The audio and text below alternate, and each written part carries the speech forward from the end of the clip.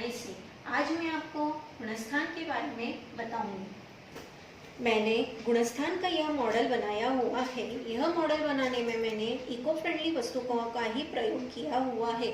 गुणस्थान का मतलब भावों को नापने का थर्मामीटर। पहले 3 गुणस्थान मिथ्यात्व, सासाधन और मिश्र यह अशुभोपयोग कहलाते हैं। इस गुणस्थान में 1 इंद्रिय से 4 इंद्रिय तक के जीव, मिथ्या दृष्टि जीव आते हैं।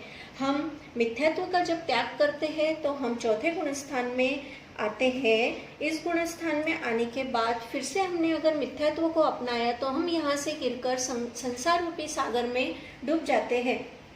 उसके बाद 5वां गुणस्थान माताजी देश विरत गुणस्थान। इसमें माताजी, शुल्लक जी और प्रतिमाधारी श्रावक आते हैं।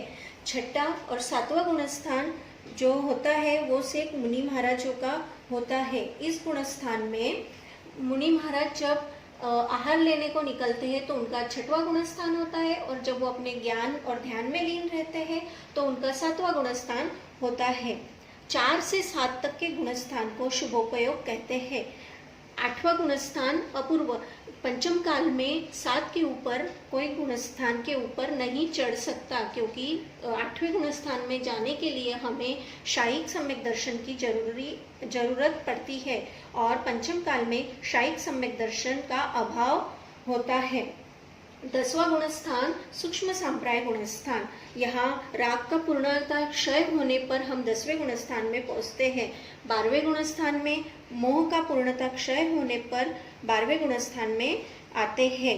8 से 12 तक के गुणस्थान को शुद्धोपयोग कहा जाता है। 13वें गुणस्थान यानी संयोग केवली में केवल ज्ञान की प्राप्ति होने पर हम 13वें गुणस्थान में आते हैं।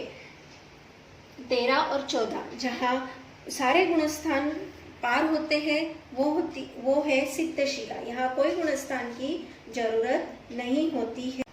13 और 14 गुणस्थान को शुद्धोपयोग का फल भी कहा जाता है।